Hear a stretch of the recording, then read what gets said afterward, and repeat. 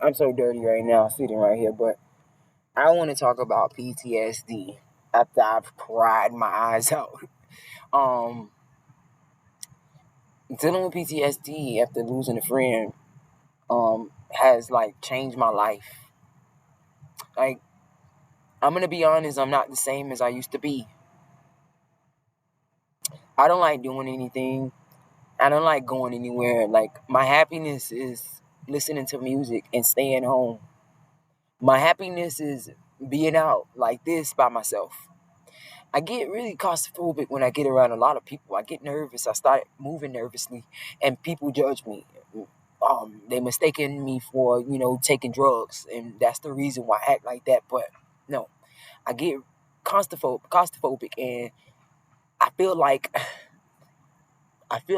the things are crashing in front of me. Like, I don't know if I don't know how to explain it. I don't know how to explain it. I'm doing a video, baby. Um, I'm right back. Hold up. So, um, where was I? It's like I feel at peace when I'm able to sit by myself and think. I can't think when I'm around too many people, and it depends on the energy of the individual. But most of the time, it doesn't matter. I can say most of the time it doesn't matter because I've been so traumatized to where certain sounds, and I'm gonna start real quick because I know a lot of people tell me watch what I say, and I shouldn't say everything, but I'm telling you for a reason because I'm here to help. I know that there's other people going through what I'm going through. So if I'm able to tell you my symptoms and how I'm able to overcome them, you can overcome them too. So with that disclaimer, I'm gonna continue. So I'm getting severely distracted, but what needs to be said is gonna be said. And sometimes I over say things. So what I do is, right, I always meditate, right? And it's a good thing that I pointed out what needs to be said is going to be said. It's the same as a feeling. What needs to be felt is going to be felt, just like you watching this video, right? Yes, everybody aren't going to feel what I'm saying or understand what I'm saying. The right people are going to hear it, right? So what I do is meditate all the time. When I start feeling eerie like that, when I start feeling like the world is crashing in front of me, I think that's what I was about to say when I got distracted. But I feel like it feels like everything is closer. Like literally everything is falling on me, and my heart start racing. And what I do is meditate at that very moment. It helps a little bit. What it helps is me not venting and ranting at the wrong people when they're doing certain things. Like I said, when that crashing moment starts happening. When I get like that, people don't understand what I'm doing and they judge me. And that makes me isolate even more. I have a lot of people that love me in my life, but I feel like what happened to me made me so traumatized that I pushed a lot of people away. Let's just say that. I'm here. I just want to tell you the truth because, like I said, I'm here to help. I pushed a lot of people away. And now I'm not even talking to my mom. I pushed her away. My mom loves me. She'll do anything for me. But when she doesn't understand something, she's gonna pause on it. And I feel like she doesn't understand me right now. My family, well, the ones that love me, and forgive me if you guys hear me ranting about family members, that doesn't mean that I'm talking about my sister, I'm talking about my brother, I'm talking about, no. My family that loves me, I push them away. Because whenever they would try to understand what I'm going through, I would just like not want to hear it. Because like I said, when I get into that moment, I isolate myself and I start to meditate so that I won't lash. And it gets confusing. And I'm going to be honest, therapy works, right? I've been in therapy for so long. Like, I haven't been to therapy in almost 2 years. And I'm going to tell you why. I can't open up to everybody. The first therapist I had, I was so comfortable with her.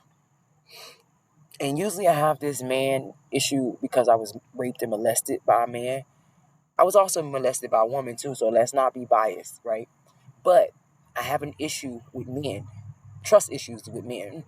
My dad abandoned me. Like, I have trust issues with men. So my first therapist threw me under the bus, left, and lied to me about why she had to go. And I ended up with a guy that I couldn't like really feel. Like, I couldn't feel him out. Even though he was very nice. And I'm not going to say he was being extra. Like, I just couldn't feel him out. And it made me scared. Like, I don't know if I'm saying the right feeling that I had with him, but I don't know. It made me not want to go back to therapy. So now, 2 years later, after I was like, I can do this, I don't need therapy. I realized how much therapy helped me. So I'm saying that to not be stubborn, right? Because I'm a very stubborn person. And my mom had been telling me a lot, you need to go back to therapy. I noticed the change. It's about how people say things to me. Like, I'm a heater. Like, I take heed. But like, I don't really like authority. So it's like how you tell me things. Like, don't tell me you need to do something. You should. Like, who am I? But like, because of my issues, like, it's just how I can cope with things. Like, I don't try to be too complicated, but I am. I know I am. And this is why I don't date a lot, because I know that I'm a handful, and I know that cheating on me can cause me to be like this and isolate myself. Lying to me can cause me to be like this. Just a lot of things. So I push people away. I haven't been in a relationship in years, right? I had a little fake relationship online. The guy actually was nice. He really liked me, and I pushed him away. Once he started to fall in love with me, or I don't know if it was real love, but I'm not gonna even say that. Forgive me for saying I do know it was real love, whether it was in love feeling or love. But I knew he loved me. I got scared and I started pushing him away. And if you watch this video, I just want to say sorry, because you were good to me.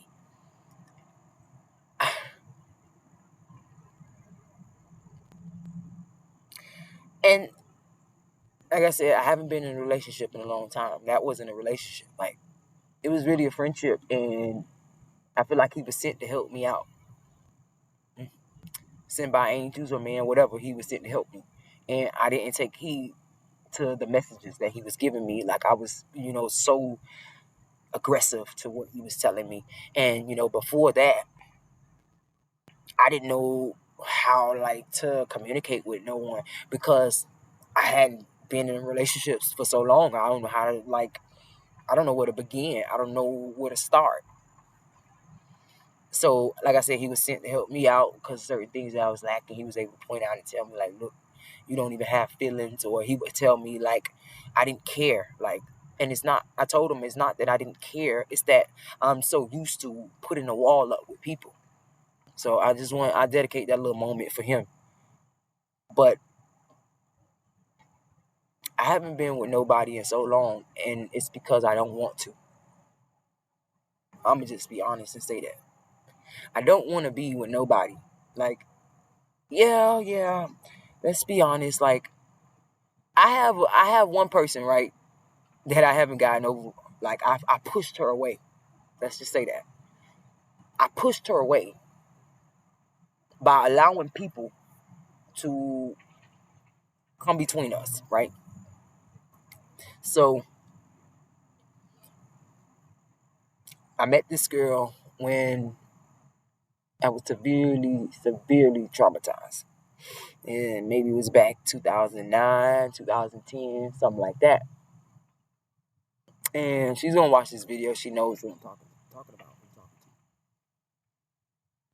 I mm, I was looking for love in all the wrong places, and I had love right in front of me.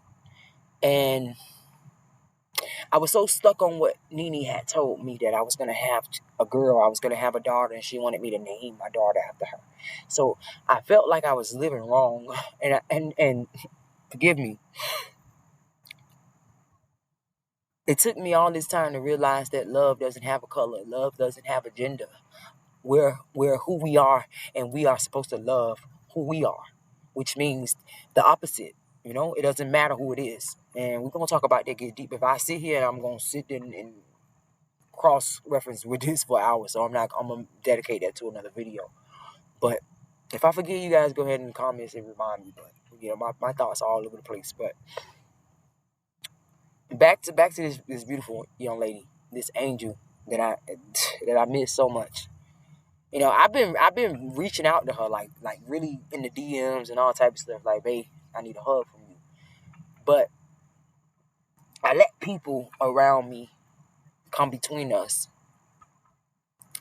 and I'm gonna talk about that in another video. Yeah, there's a lot of talking about her, but I was looking for love in all the wrong places. That I felt the need to be with the guy that gave me two children, and I knew he wasn't good for me. But because Nene told me to give him a chance before she passed away, I felt like I was obligated to be with him. So when this young lady was giving me all the love that she had, I just ghosted her in every way. I let a friend max her card out on gas, and I kept it a secret for a long time. And I felt like that made me look more guilty. I should have just told her the truth, but I felt like she would have never believed me. I said a lot of things to her that I didn't mean, out of frustration, out of anger, when I realized she was pulling herself away. Because of my PTSD and the things I've been through, I become a loner. Like, I become someone that does not want to be around anyone. And anybody that gets as close as telling me they're in love with me, I push them away. I don't know how to love anymore. That song, Teach Me How to Love, that's me. I really don't know how to love anyone else. I've came to that conclusion that this is why I'm alone. Because I have so many wonderful attributes that, I would make a wonderful lover, a wonderful person. But I don't know how to love anyone. It took me this long to learn how to love myself. So I don't know how to love someone in a relationship. I feel like I get overwhelmed with things when I'm doing things. So having two daughters to love is enough for me. I feel complete. But then some certain days when I get really lonely and I need some adult time, I start missing the companionship. I feel like I'm ready to be loved. I feel like I'm ready for rose petals. I'm ready for butterflies. I'm ready for all the things that I would give to a lover. I need that right now. And I mentioned, I'm going to stop right there. Because I feel like in my life, I don't want to force anyone to love me. That's when that can be dangerous to me. Because like I said, I'm severely traumatized to where I feel like every time I fall in love with somebody, they leave me. I was so in love with I was so in love with loving myself when Nene was alive. And that was big because I hated myself before I met her. I felt like I was a disease. I felt like I was a curse. I felt like I was unwanted. I felt like I was just a disgrace to my mom. And it's not because she said that, it's because of how I feel. Like, I'm only a teenager and I've already had sex with two people. That's how I felt. I was the type that I wanted to wait until marriage to have sex with anyone. And that's why it took me so long to even have sex after that. Like, it took me till I met my girl's dad. So I kind of told him that he was my first when I wasn't ready to tell him that I was molested, because he was my first. He was the first person I gave myself to voluntarily. So when he found out that I was molested and raped, he made fun of me.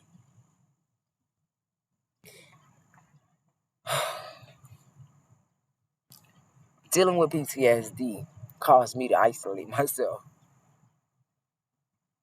So if you're watching this video right now, it was meant for you to watch this video. It was meant for you to see me some love. It was meant for you to just show me love and just give me a hug through the stream. So right now, let me find out. So you already know I'm about to say, don't y'all forget to be a blessing to somebody else today, because it may boomerang into your life, future generations to come. And I really appreciate you guys for being patient with me and listening to me and not judging me and just, whatever. Like I said, I take criticism well, so you guys have any advice, go ahead. It may help someone else, so go ahead. I really appreciate you guys. I love y'all. Shout out to my subscribers.